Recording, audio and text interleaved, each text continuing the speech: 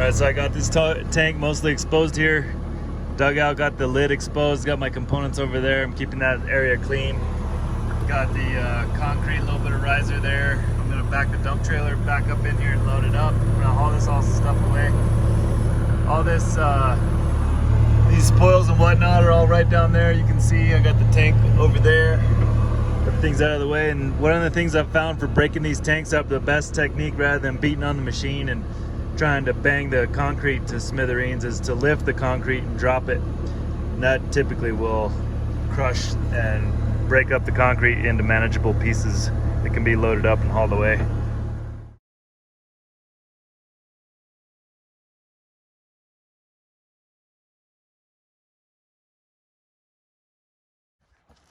As you can see, this was really tough access getting in here. Well, you can't really see that from here, but this is a narrow road. It's on a steep slope, and I'll show you.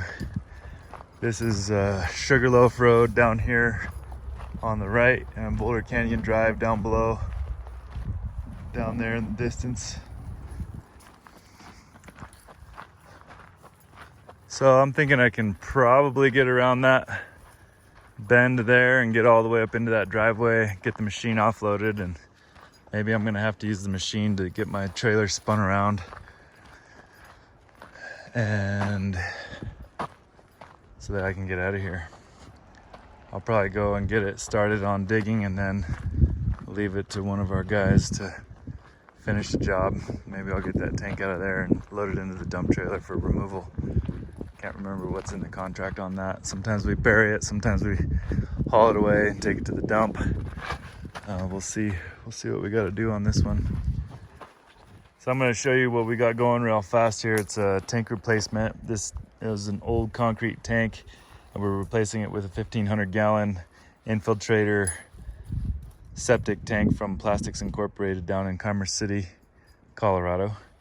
So we're going to go ahead and excavate out and take out this concrete tank here, and we'll end up putting all of our excess material all down in here, going down into there and up in here, so that we try to keep this place neat and tidy as best we can. But it's tight quarters in here. We don't have a whole lot of room for extra material. Here is our new tank right here. You can see we got a bunch of extra pipe. We just ordered extra for the yard so we could have some for our supplies. We got our tank here, and right over here we got a loaded squeegee that we're going to use to go ahead and bed our tank in real nice and pretty like. This is flowable fill, so this will fill in our voids and encase and encapsulate that tank real nice. It'll be super happy. And that's the long and short of it. All right, hey, what's up, guys? This is Jesse, High Performance Earthworks. Got my sidekick Eamon here with me, just making sure that other dogs can smell him being on the tree. That is, you know.